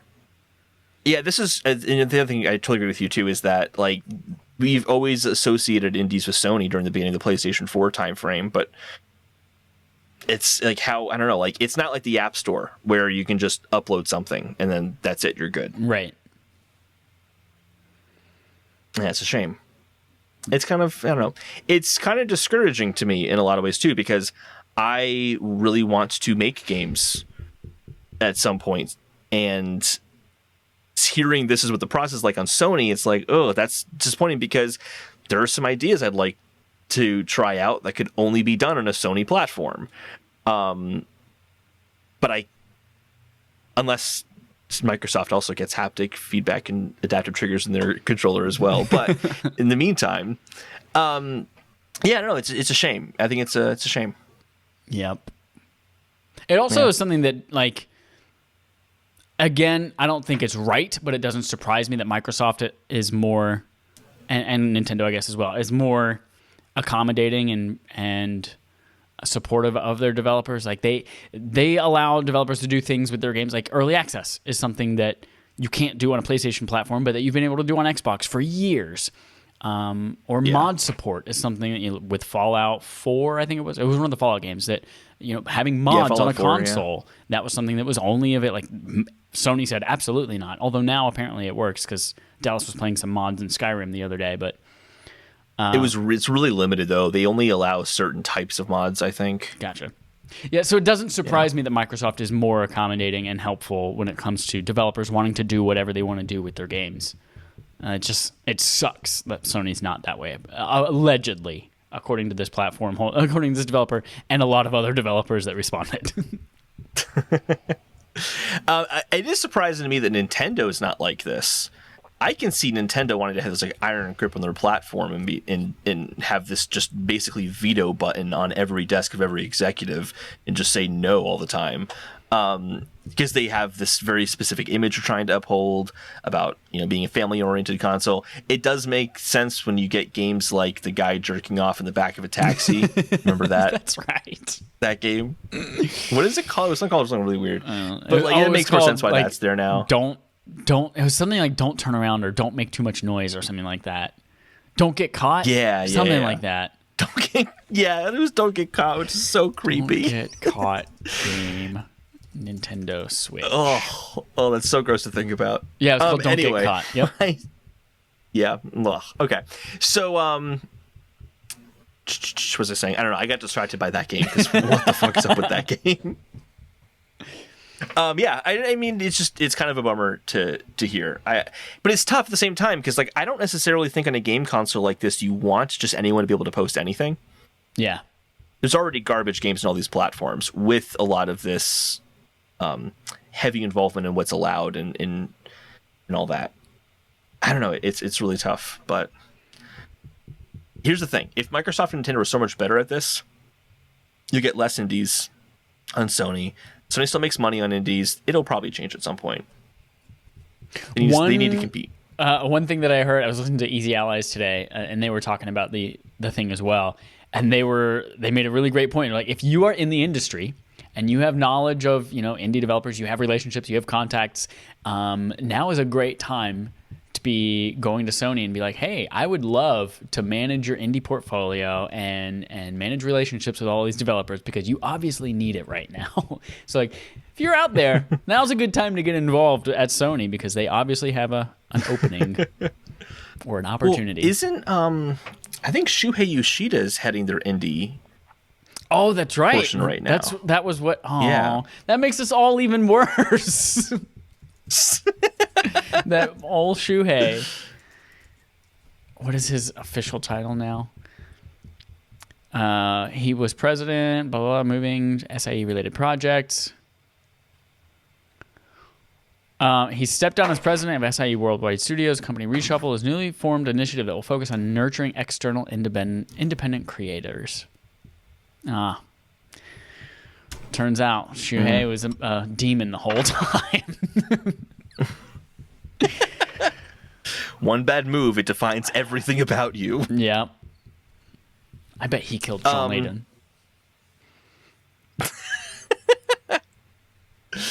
And now he's a ghost of Tsushima. Oh, Kojima Director's Cut with Iki Island arrives in August, says Jenny Leda at Silicon Era. So what is included in this Director's Cut? Well, it has the is it Iki Island expansion? I don't know if that's pronouncing it right. I played 4 hours of that game. I liked it, but I never got far enough to know whether it was Iki or Ike or whatever. Ike Island expansion, Ike Island. I'll say Ike. Ike Island expansion. New map has a new map, a new story. You know what? It's available to. It's got to be Iki because it's Japanese and the I makes an E sound. You're right. Iki. Okay, so Iki. Wait, which one did you say again? Yeah, you said Iki. Whatever. Iki, yeah. I'm gonna say whatever I want to say. Okay. Iki Island expansion is a new map, a new story. It's available at the beginning of Act 2, if you're playing the game. But there are more details we'll apparently find out later on. It has PS5 enhancements, so it has 4K 60 frames per second, 3D audio, and then haptic feedback and adaptive trigger support. There's also a save file transfer from PS4 to PS5, so you're not going to have to restart your progress all over again, which is really good to hear. There's also a Japanese voice lip sync now, so the lip syncing will match the Japanese dialect better, which is also good to hear if that's how you want to play. And then pricing, which is kind of interesting here. So at first they were just showing $70 for the PS5 version, $60 for the PS4 version. I first saw that and I was kind of pissed initially. I'm like, look, I just bought that game less than a year ago. If I have to buy the whole game again just to get this content, I was going to be really annoyed. But they have a process for upgrading to the director's cut. It is $20. If you're on PS4, it is $20 to upgrade to the PS4 version of director's cut. If you have a PS5, this is a little weird, but for PS5 right now, you can pre-order the PS4 version and then spend $10 to upgrade to the PS5 version when it comes out on August 20th. Is that confusing? Yes. I don't know why it is that way, but it is. Why not just pay $30 now and get it? Is it going to be delayed? Are they expecting it to be delayed, the PS5 version or something? I don't know. I think that is because the other wrinkle in this is that you could also just pay $30 now to get the PS5. But I think for that you can't. You can't? You can't. Not until August 20th. Oh, gotcha. You can only get the PS4 version right now. That's what's so weird about it. That is weird. My assumption was for those people who eventually will get a PS5 but don't have one yet, or maybe they're looking for one, but they still want to play it on PS4 and then eventually move over, that's what they would do, the 20 and then 10. But that makes complete sense. It's just the way the pre-ordering works with the PS5 version right now is weird. Because you can't pre-order the PS4 or PS5 version of it. You can only pre-order the PS4 version. What's also cool, too, is if you pre-order the PS4 version right now and you don't own Ghost of Tsushima, you pay the $60 for the PS4 version, and they just give you Ghost of Tsushima right now. So you can start playing it right now if you wanted to. And then you can transfer your progress over. That is very nice. I wonder if you can find that game on sale, like a GameStop or something like that, used for like $20, and then get the upgrade for $20, and then game the system. Am I excited for this? Ghost of Tsushima is one of those games that like I eventually want to come back to. I didn't finish it, or it didn't hook me right off the bat, but I didn't hate it, and I'm interested in diving more into it. The director's cut, at first, seeing the price tag of it, like a $30 upgrade on PS5, I was a little off put. I was like, whoa, that's a lot of money to spend on a PS5 upgrade but I don't know how big this island expansion is or what like percentage-wise it adds to the game. But there are other things to consider too, that like over the summer, or it was November or something like that, last year, they added that whole multiplayer component to the game for free. They added those raids to the game for free, and now they're adding, the PS5 enhancements along with this new expansion, the new story, and all that kind of stuff. And I was like, you know what? I think over time, all of that together is probably that's $30. That's worth that upgrade for PS5 for sure. Again, I don't know if I'm excited for it, but I'm glad that it's happening. I also, one thing that I'm not super in love with is when games release expansions that like you have to be in the middle of the game to play. Like they do this with Dark Souls and stuff like that all the time. They're like, oh great, so if you go back into this area, like a third of the way through the game, then you can finally access this new different section that we've added. And I was like, yeah, but I fucking already got past that area. Now I've got to go beat the game again and then go back.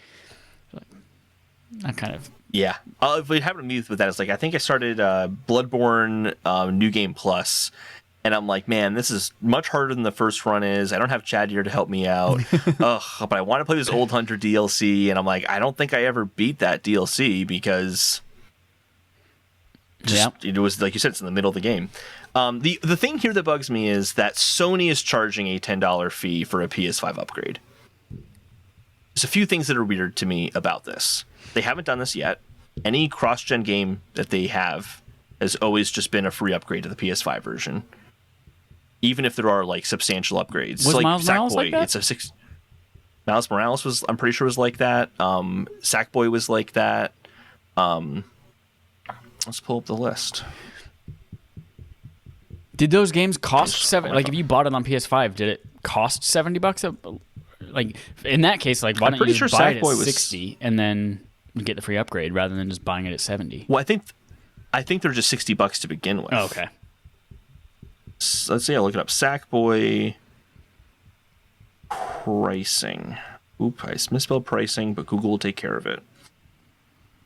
See, all those Googlers out there this. making the world better by selling their personal information to Google at the cost of their souls. Yeah, Sackboy at least on best. I can't look at PlayStation Store because I already bought the games. Yeah.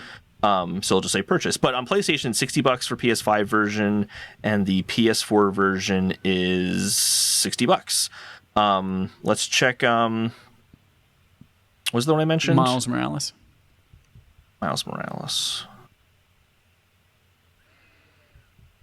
Also, considering while I'm looking this up, like considering that I can't think of any next gen upgrades that have actually cost me money for the games I own. At least Metro Exodus free, Doom Eternal was free. Tony Hawk Pro Star Skater. Wars. Really, they did okay. They did a $10 upgrade, but that's Activision, so. EA though they didn't with Star Wars, and if you expect anyone to do it, it's EA. You know who else I think? I think maybe Cold War did. Call of Duty Cold War. Mm-hmm. Because yes, in fact they did, because you couldn't do the upgrade on Xbox One or the Xbox platform because that's against Xbox's terms and conditions. Is you cannot, if it's offered through smart delivery, you cannot do a charged upgrade. So they didn't offer it on Xbox, but they did offer the upgrade on PlayStation for $10 more. Miles Morales is the same price on PS4 and PS5 on Best Buy. Gotcha. Yeah. So I can't find any examples of Sony having done this before in the past. It sounds like there's a few examples, but the overall norm, I'd say, has been free upgrades. Most game experiences have been free upgrades. So it's a little surprising to see. That's the one that kind of bugs me a little bit, especially when it's Sony themselves.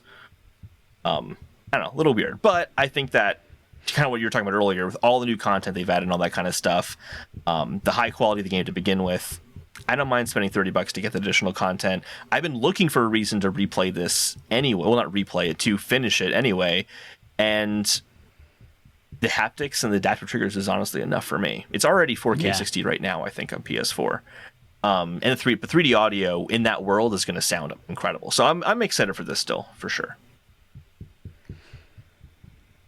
Moving on, Sony acquires, is it Nixie's? I think it is Nixie's software. Yeah. So Sony acquires Nixie Software, says Marie D'Alessandre from GameIndustry.biz. So this is another acquisition Sony has made. They'll be joining the PlayStation Studios Technology, Creative, and Services Group as a support studio. That company is mostly known for PC ports of games. So presumably Sony's buying this to handle more PC ports of their games, which I think answers a question we've all had, which is, how often will Sony be doing this? Apparently, very often. Yep. They also, I didn't realize this at the time, but they worked closely with Herman Hulse to help finish Killzone Shadowfall as well. And Herman Hulse, who's now head of PlayStation. Yeah. So they have a very good relationship already going. So, I think that we're starting to see Sony open up to this future of their stuff not necessarily being tied to a PlayStation console. They had some ambiguous language around that as well. This makes sense. This makes total sense, with maybe them bringing in expertise to help, like Bluepoint, who is just like a remake machine, where this person will be like a port machine. But what I'm hoping bringing them in is just to help teach the other teams about, hey, how do we make your game for PlayStation, but also make it a lot easier to port to PC, as you're making it. That way we don't have to actually remake the game for PC or do a lot of post-production on it in order to make it run on PC. That way we do start seeing these come out a little bit more often, because I'm honestly, I love my PlayStation. I love PlayStation games, but I don't care if other people get to play it on PC. As long as people get to experience these cool games, I'm fucking totally okay with that. Yeah. Yeah, it doesn't. I'm curious where it's going to go for Sony in terms of their direction. Is it going to be day and date on PC, or just first on PlayStation, then a year later on PC? I'm still curious how that gets handled. But yeah, I agree. I'm going to buy a console anyway. I'm not going to buy a PC. Not much to worry about, I don't think. One thing I actually think this is a good thing is that this is basically, this is just how I'm reading it, but it feels like this is kind of ensuring that backwards compatibility is going to be a thing going forward. From PS4 and on, all these consoles are going to be compatible because they have to be. They have to keep these games working with the x86 architecture of PC. They've been on x86 since PS4. Obviously, they made the transition to PS5 much smoother. And I think we can assume, because of this deal specifically, PS6, 7, 8, 9, 10, so on and so forth, will probably use that same architecture. So backwards compatibility is much more solid going forward. So that's I think is a good point. It does mean that until PCs have regular 5.5 gigabytes per second as a regular hard drive speed that they can rely on, not just in high-end machines, but in low-end machines too. Until that happens, there's going to be a different lowest common denominator, which also might explain why a lot of these games are coming to PS4 still. Yeah, maybe. Because they're probably coming to PC anyway. I don't know. I just think this is really interesting. I think this is a big sign of where they're going. What's also interesting about this is that we thought that Bluepoint was going to be their next acquisition. Turns out it's Nixie's. And on top of that, Sony Bluepoint acquisition rumors seemingly shot down, says Armena Khan at PlayStation Lifestyle. Bluepoint updated their Twitter bio and jobs page on their own website, referring to themselves as a fully independent, self-funded, and financially stable studio. So it's really interesting because last week it seemed very likely that Sony's going to announce a Bluepoint acquisition. Either this is them shying away from rumors so that it's a surprise when it happens, or maybe they were planning on buying Bluepoint and it didn't go through. So they had the graphic ready, but it ended up not going through. So possible. They didn't announce it. Yeah, it also might be more like Nintendo's. We don't have any plans to announce new hardware in 2021. Yeah, fucking right, you don't. Foreshadowing for later in the episode. But this is probably them being like, hey, we are fully independent and we're financially stable. We don't need no man. And then turns out, a month from now, like, hey, just kidding. We've had a man the whole time. It's Sony. I still feel like Sony wants to do it. At the very least, Sony wants to buy them. Mm-hmm.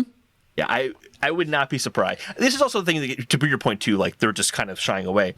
This is something so many companies have done. I have followed Apple news like super closely through my entire life, and I can't tell you the number of times Steve Jobs would say, no, we're definitely not doing that. And the next year, they're doing that. Yeah. So there's one really notable one where like he showed off the iPod Photo on stage for the first time, and he introduced it by showing off a clip from Indiana Jones, Raiders of the Lost Ark. And he just said, like, no one wants to do that on their iPod. No one wants to watch a movie on their iPod. They want to look at photos on their iPod. No one wants to look at videos. We're not doing videos on the iPod because it's not an experience people want. Next year, iPod Video comes out. And they certainly were working on that when Steve Jobs was on stage saying, we're not doing videos. So, this is, they announce things when they're ready for them. So maybe they're not ready yet. Maybe they're in the middle of something. Who knows? Who knows? Sony announces date of its next State of Play, which is all about Deathloop, says Rachel Kaiser at PlayStation Lifestyle. The event will last 30 minutes. It will focus on Deathloop and other third-party experiences. There will be no first-party games at the event, as far as we know right now, which I think is kind of surprising, to be honest. I thought because we were talking last week that we felt like they had to start showing off this next round of PS5 games. Yeah. I don't know. Yeah, it's surprising that it's not surprising in that I don't think there's anything ready to show off yet. Especially if like Horizon is the next big thing that we're going to see from them, and they're like, right now it's looking like we'll probably hit our date in the end of 2021. Like they probably don't want to show anything more that they can't commit to. So I get it. But yeah, to have a whole 30-minute direct focus on a lot on Deathloop, which is a game that like I feel like we've seen a trillion times and we just need to now have the game. Seems surprising to me. Hopefully we do learn a little bit more about other third-party stuff. Like if we learn about Final Fantasy 16 or Final Fantasy Part 2 Remake 7, whatever. Like I would love to see more of that kind of stuff though. Yeah, absolutely. Like, just because it's not first-party there doesn't mean that we won't see really hot exclusive PS5 games. Yeah. Like, to get really crazy, the rumored From Software Bloodborne spiritual successor, that technically is still third party. Yeah. If the Silent Hill game is real thing, that technically isn't first party. So there's like big games that like could end up being. I'm not saying Silent Hill's going to be there. To be very clear, I'm just saying as an example, like that would be a big game if that is real that could show up there. You know what's and really still weird? Fit within this. This says a lot about like my expectations from a state of play and what they've been in the past. But I saw this announcement and didn't even once cross my mind that like this could be their E3. Like this could be them coming out and saying, "Hey, here's all the big announcements that normally would have come during E3 week, but now it's from Sony on our own timetable and our own." Like that did not even cross my mind. I immediately said, "Oh, state of play, third party. Okay, cool. It's gonna be a couple of things I don't really care about. Cool." Yeah, I think it's most likely going to be that. Yeah, more likely than not. Yeah, but we'll see. Speaking of. Don't expect much. Let's move on to the Nintendo Quest log. So new Nintendo Switch model with 7-inch OLED screen announced. It's coming October 8th, says Michael McWhorter at Polygon. So again, arriving on October 8th, which is the same day as Metroid Dread, for $350. 7-inch OLED display, slick new dock with Ethernet, 64 gigabytes of internal storage, improved audio, and a Surface-like kickstand. Like they call it the wider kickstand. That has a greater degree of movement. It's not just one little awkward angle. You got a bunch of different angles now. Chad, you seemed more excited about this than I was, so why don't you share your thoughts on this? Here's the thing. I am going to get this console. I am obviously OLED is the superior technology. I even have a mini LED. Is it mini LED or micro LED? I can never remember. It's not the USB cables, but a mini LED iPad, and I'm like, this is nice, but it's not as good as OLED. So like, OLED is the future. It's wonderful. It's perfect.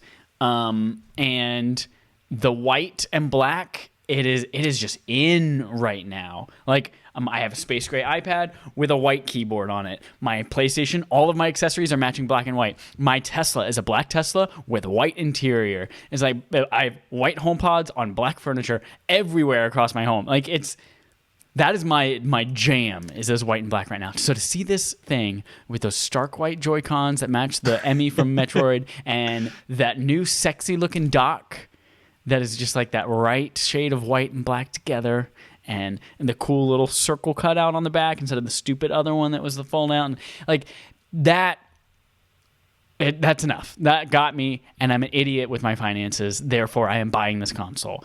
At the same time, who the fuck is this for, Holden? Who is the audience? I can't figure that out either. Who is sitting there on their ass October 8th, 2021 and say, you know what? I've been thinking about getting a Nintendo Switch, but I've really been waiting for the extra inch of screen space and wired Ethernet without an adapter. That's really going to push me over the edge and let me get a Nintendo Switch. No.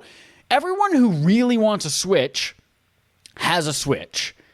Everyone who has a family who also, like, we need multiple Switches, they have multiple Switches. And anyone who doesn't have one yet is waiting for a Pro model. They're not waiting for a slightly bigger screen with an Ethernet port and improved audio. Like, they didn't even say what's better. It's probably just, like, a tit louder. That's it.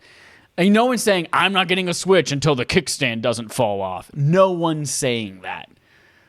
Who is this for? Also, too, I totally agree with you. I don't know who this is for, and I also don't know why this has to be a third model.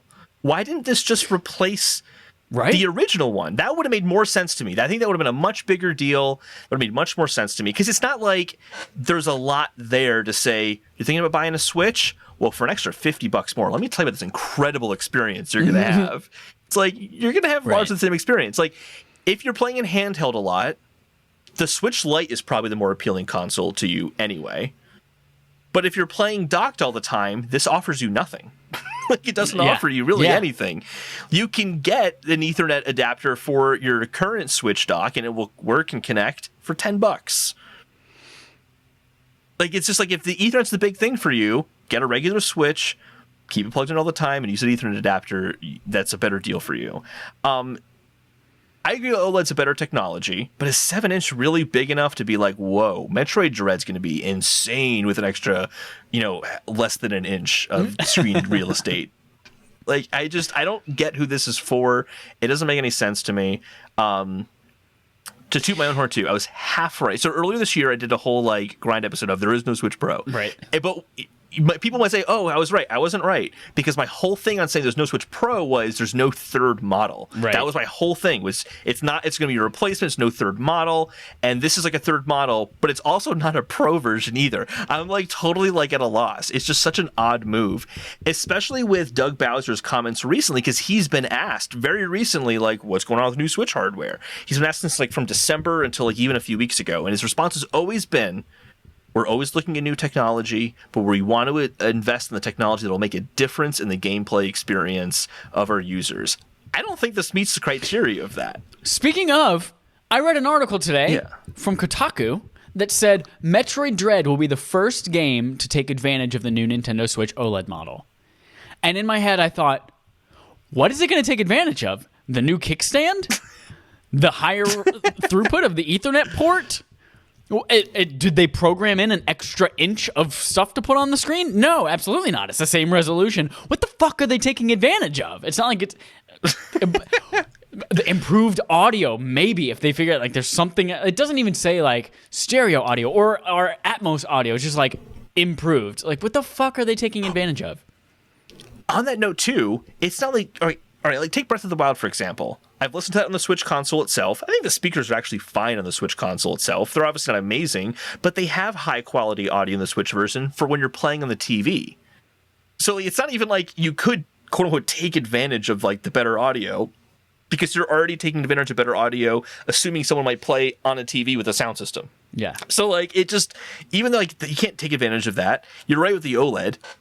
Are you going to make different colors for the OLED version? Like, it just, I don't, what's happening here? You know what blows my mind about the audio too? Very strange. The fact that they chose to focus on the audio of it when in handheld mode, which is something like, to know that someone's playing it in public in handheld mode with the audio on is just like, you have no idea how people are playing your console. Because if you're on a train or you're in the park or you're at a restaurant and you're playing your Nintendo Switch or you're at an airport and you're playing it with the audio on, you are a bad person and you should be taken out and you should be killed and fucking married.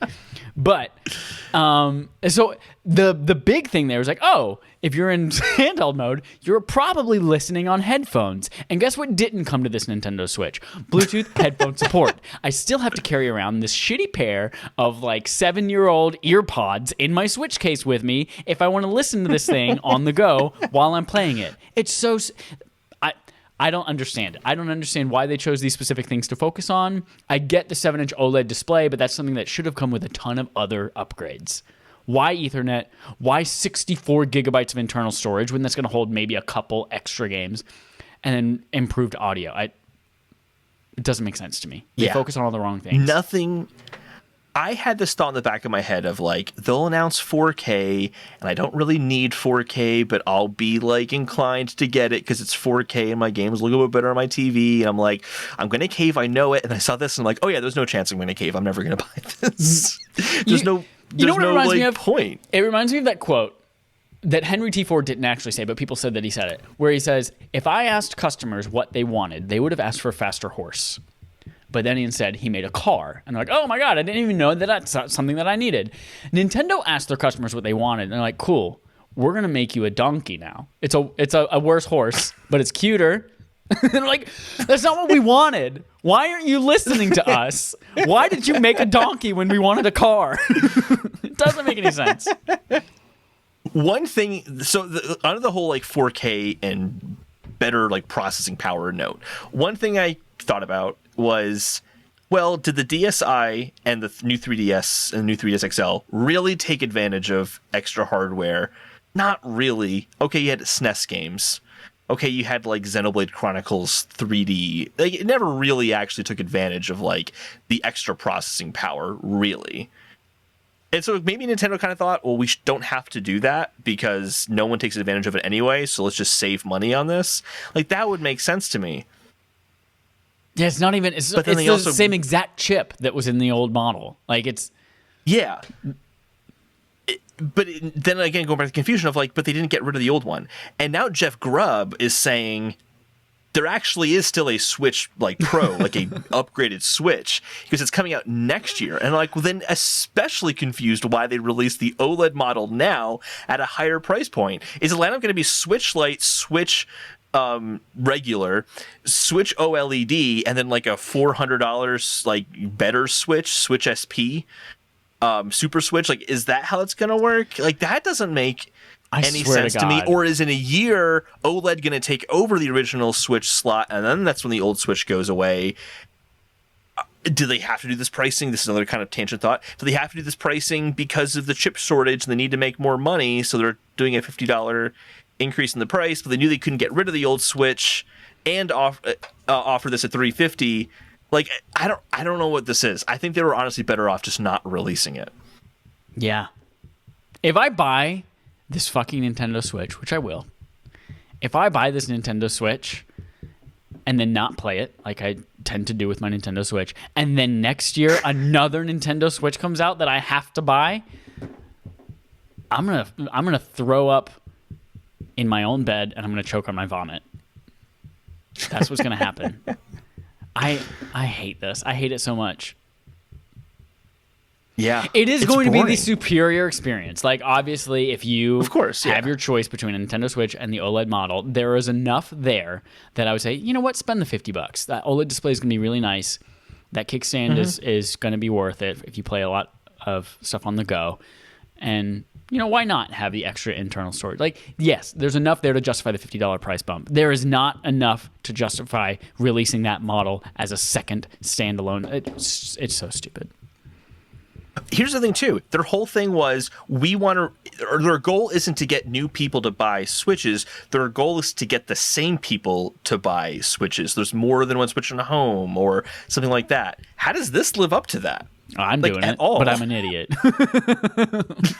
But no, like it seems like you're kind of going more from like an aesthetic in the home, as opposed to like, this will offer me such an amazing experience. And I get the aesthetic in the home. Like, you have that whole theme going. Like, totally get that. But yeah, like, other than that, I just, like, and I'm a Nintendo, like, fanboy through and through. Like, if anyone would be the one to be like, oh my God, I have to get this, it's me, and I don't care. And I've looked at a bunch of these Twitter polls of, like, would you get the Switch? And overwhelmingly, it's no, I won't get a Switch, or no, I won't upgrade because the one I have is good enough. Like, that is overwhelmingly the response. Yeah. It's weird. What it kind of reminds me of? What?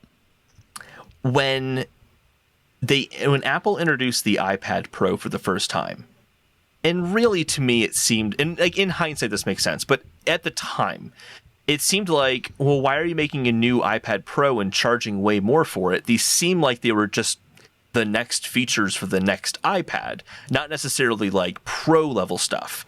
Why didn't you just make that the new iPad upgrade? In hindsight, it makes sense because they have two different tracks now. iPad Pro, iPad, well, there's multiple tracks, but you get what I'm saying. And I kind of have the same thought with this. It's like, why is this a separate device? This feels like just a normal upgrade to the regular Switch. Right. Maybe they're trying to do two tracks, but like, that doesn't seem clear based on their, like, the name of it. It's not like it's a different branded product like Switch Lite is.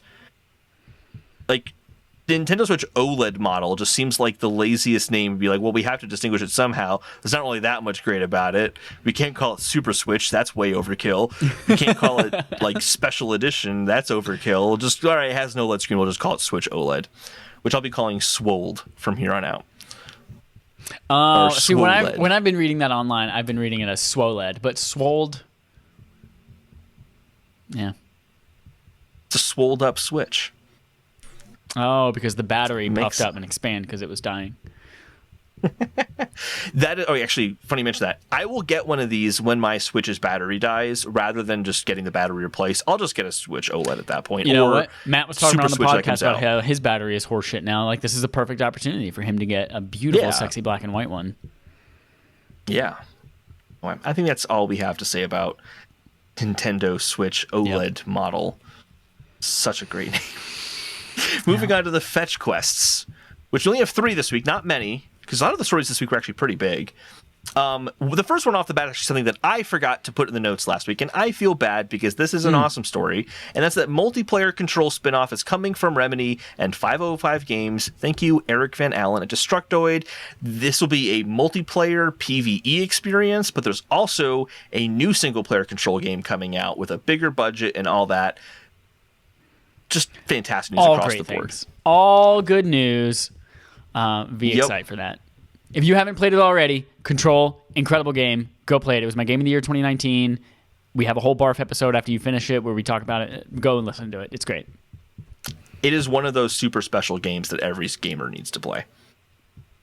It's just fantastic stuff. Yeah. Speaking of fantastic stuff, July 2021 PS Plus free games offers some fantastic stuff. A Plague Tale on PS5. There's a PS5 upgrade now. Black Ops 4 and WWE like Battlegrounds or something like that. I don't really care much about that one, but Plague Tale PS5, shit, I should have waited to play that because I played it earlier this year. Right? You just played that like 3 weeks ago or something like that, right? Yeah, really recently. It was maybe a few months ago, but yeah, recent enough that I'll see what the PS5 upgrades are like, but I'm not going to play through the whole game again. Yeah. It was a fantastic game. If you haven't played through that, play it. Sequel's coming next year, I think it was, so definitely make sure that you play it before then. Speaking of not coming, there's no new Witcher game to be revealed during WitcherCon 2021. I guess this is the first WitcherCon, and so they see Project Red was like, "Look, we're not." Or they didn't. They show the schedule, and there's nothing in the schedule about a Witcher game being announced, which I think makes sense. I think it'd be really poor timing to announce a new game from CD Projekt Red right now. They need to fix Cyberpunk first, even if it's ready to be announced. I don't think they should. I also don't think it's ready to be announced. But yeah, so that makes sense. But what is coming is a brand new Witcher game coming to iOS and Android on July 21st, and it is basically it's a Pokemon Go ripoff, but with Witcher. And you just battle monsters. I didn't hear about that. Yeah, coming out in like they gotta 3 make weeks. money somehow. Let me guess, DNA is making it. I have no idea. Probably. They're probably making that. All right, Holden. It's time for Game On Game Show. The Game On Our Game Show, we play a game called Game On, the gaming show on our game show. Game. Holden. Game. We have a spin on an old game that we've played before. This time, we are playing a game called Clusterfuck. And it Clusterfuck. It's called Clusterfuck. Lots of games with lots of fucking. I know. Well, here's the premise of it. It is now flesh it out. But with the games that we chose to marry, fucking kill over the last couple of generations of doing that. So we're going to go, we have 4 groups of marry, fuck, kill games. And what we have to do is take all 3 of those games, figure out what would an amalgamation of those games together look like, play like, sound like, taste like. We're going to start from our oldest, our first time that we did marry, fuck, kill, and then end with what we just did today. So, 2019, the second half, was the first time that we did this. We played Marry, Fuck, Kill. What would a game that blends all 3 of these look like? Call of Duty Modern Warfare was our kill game. Control was our fuck game. Star Wars Jedi Fallen Order was our marry game. If we take all 3 of them, I think it's easy, obviously, to combine Control. You got to repeat it back. I got distracted. I'm sorry. Oh my Control, God. Jedi Fallen Order. What was the other one? Control, Jedi Fallen Order, Call of Duty Modern Warfare. Jedi Fallen Order and Control are basically, it's force powers. You know, telekinesis and force powers. I think those work really well and meld together really well. Absolutely, yeah. What if it's like a spooky Star Wars game? Like, is that there sounds like good to me too. Spooky, like Sith shit? Is there like a whole Sith planet, Darth Maul's planet? We already were there in Fallen Order, but like a spooky Star Wars game sounds good. I can dig that. And what if it's actually a multiplayer, like arena style shooter game, but with force powers and lightsabers? To bring that Call of Duty in there. So, Star Wars Battlefront. But Star Wars Battlefront is not spooky, and we're assuming this game's not made by EA. So no, let's forget about Battlefront. That's fair comparison. That could be interesting. Here's the thing, though. Here's the thing about these telekinesis powers and all that. They're limited online. You couldn't do time slowdown or anything like that because you couldn't, like, one player couldn't be slowing down time for everyone on the server. And I don't know how you would do the math to make it so you're slowing down time for this portion of the map and then it catches up somehow. And what are the player animations like? I can't even imagine solving that problem. But it used to be cool to have like freezing in time, so like you freeze someone in place, or like the telekinesis, like throwing the world around. Okay, environments are destructible in Control. Okay. What if you could like cut through doors and shit with your lightsaber, and like that adds to the destructibility of the environment? And like, how does that work in the like online multiplayer, where you can like, you think there's an enemy on the other side of the wall and you can just stab through the wall and like stab them, like, or you like, could you just can do like a lot of really cool you can shit cut like that. out a hole in the wall and go through it. Okay. Yeah. Okay. There's some really cool things you could do with that. But then force powers, like running really fast, jumping really high up, like there's a lot you could do with those environments and special abilities and perks and like all that kind of stuff there. I want to include more control though, because I feel like we're just doing Star Wars. Here's where the control comes in. The spooky thing is control. Here's where the control comes in. After you kill somebody and they respawn, the person becomes controlled by the hiss. Like their dead body is now controlled by the hiss. Ooh. And it is an agnostic threat.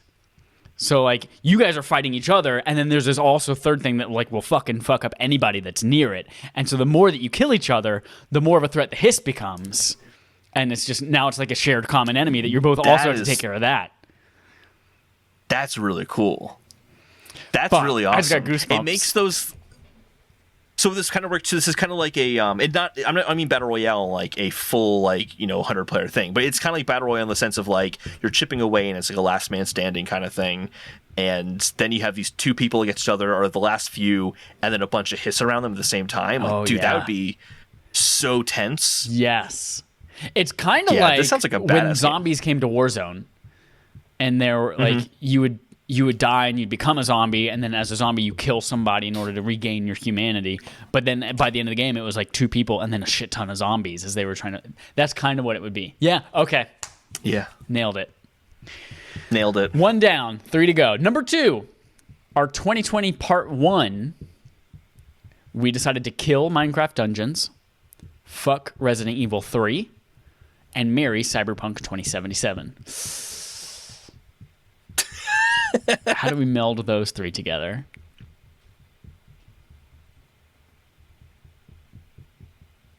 Okay, so you have Minecraft Dungeons. So not Minecraft Dungeons. Right, so dungeon crawling, ugly characters. Okay. But those 2 things are also included in Cyberpunk.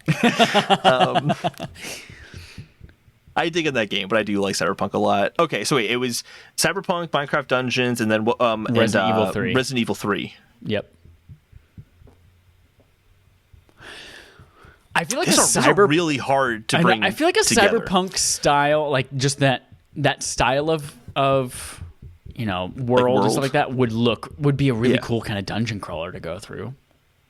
Yeah, and I think you could also throw some zombies in there as well. So like you're fighting zombies in these kind of procedurally generated dungeons with the cyberpunk aesthetic. So that's kind of where the Minecraft Dungeons fits in, where it's like regenerating all the time, your new weapons and perks. You can get new upgrades for your body. Yeah. Cyberpunk 20, like, oh my gosh, this time. What if it's like a roguelike too? No, because you want some kind of permanent progression with a dungeon crawler. So you can get new upgrades for your eyeball or whatever it is, or you get a new leg that shoots flower beams at people, all that kind of fun stuff. And it's released a year early and is a buggy mess. Let's include that in there as well. Yeah. All right, 2 down. Number Sony 3. takes off the store. We forgot to do it for the last half of that year. So our next one is 2021 Part 1. We decided to kill Persona 5 Strikers, fuck Hitman 3, and marry Mass Effect Legendary Edition.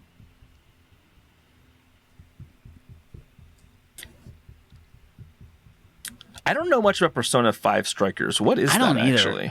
I honestly have no idea. It could be a card game, could be a dancing game. I have no idea what it is. let's take the art style from that because it has a cool art style and a cool aesthetic. Okay. So we'll go with that. So just like cell shaded kind of animated aesthetic for a game, and then we'll mix together Hitman 3 and Mass Effect. Okay, here's what it is. It's mostly going to be Hitman. Okay. Where you have these open-ended sandbox levels where there's a lot of AI-run NPCs doing their own scheduled things at certain times, and it's this environment you have to get to know. But you are a Spectre working in the Mass Effect universe at some sort of like you're going into the Citadel, but you're actually like you can be a Spectre. You're like a bounty hunter like character in Mass Effect, and you have to blend in to this environment, get your job done. You can go in guns a-blazing if you want to, but you have like one target to take out or to capture, dead or alive, because that'll make it more fun. Why not? That's totally from Red Dead, but whatever. Fuck it, we're going to include it. And it's like these like heavily scripted areas where you have to kind of learn the environment, but it's all based in the Mass Effect universe. That actually sounds like it could be really, really cool. Can you also and have the goal is like getting it back to your ship? Can you have powers? Like get the guy. Oh yeah, you can have biotic powers. Yeah. You can have Vanguard start. You can hack shit to get into certain rooms if you have those perks like built up and stuff. Nice. Sounds like a better Assassin's Creed / a better Watch Dogs Legion with a cool art style from Persona 5 Strikers. I'm into that. I'm into that a lot. This one's going to be very hard, Holden. Last one from today. We killed Far Cry 6. We fuck 6 Days in Fallujah. And we marry Metroid Dread. How do we do this? Okay. It's an historical game about the Iraq War that takes place on a space station with a dictator. I feel like we could use the thing following you, like the rogue robot following you from Dread. Yeah. Maybe just like maybe just Giancarlo Esposito, just constantly Mr. X style, or one band of people in Fallujah. I think I actually have this. I think this would actually work. Okay. I'm building off what you just said there with Metroid Dread. You take the following you enemy, and then we'll take like the world of Far Cry 6, right? Okay. And like the crazy villain and all that kind of stuff, right? Here's where we bring 6 Days of Fallujah into it. You're not being stalked by a single monster. You're being stalked by some sort of enemy force, like an enemy troop that is constantly following you around. But there's multiple of them, so they can flank you. You don't really know where they're going to be coming from. And another thing to take from 6 Days in Fallujah is its procedurally generated environments, so that when you die, you have to go through a different environment, and you have to be more aware of what's around you in that specific environment because this other team is stalking you. Oh, okay. And that takes place in Colombia. That's where Far Cry 6 comes into it. Can you also have a hand cannon? We'll say the or an cartel arm is cannon? stalking you. Sure, we'll throw in an arm cannon. We need as an well, arm cannon. because it's historically. Can we break all of our bones and become a tiny soccer ball? Absolutely. It is in that's Colombia. what happens in Colombia, right? They love football there. This is true. Yeah, it could just be a soccer game. That's exactly it. It's soccer, but the procedurally generated field every time, and you are the ball. And that's it. When it generates one time, the grass is kind of leaning a little bit to the left. But when you generate another time, the grass leans a little bit to the right. It's crazy how much different it can be. Sometimes grass is blue, sometimes it's green, sometimes it's red. Sometimes they did a really great job painting the lines on the field. Sometimes they didn't. Yeah. They got to do it fast. They got to regenerate that as fast as SSD can load up the environment. So they got to do it really fast. You can't blame them. Pitch. They call it a pitch. Oh, right. we gotta, we're known for being really knowledgeable about basketball and sports. So we have to make sure that we're getting our analogies right. That's it for Game on Game Show, everybody. And that is it for episode 216 of Respawn Aim Fire, the kick-ass irreverent gaming podcast from Affable Idiots. Reminder, we've got our barf discussion for Red Dead Redemption 2 coming this weekend. So tune in live for that or catch it shortly after on demand on YouTube and podcast services. Also, if you would like to play along with us next month, you don't have to be a patron to play Katana Zero. You can. In fact, if you want to be on the show and talk about Katana Zero with us, go to affableidiots.com, sign up for Year of the Guest, and let us know that you're interested in doing that. And then finally, you can also go to patreon.com/respawnnameFire. We'll be voting again in about 2 weeks about what we want to play in August for our backlog game. And then you also get dope wallpapers. So check all that out. I feel like there's something else that I'm missing that we usually say here. Bippity boppity boo. That was it. Fucking new Sleeping Beauty was part of it. Always is. Thanks so much for listening, everybody. Until next time, here's our usual sign off.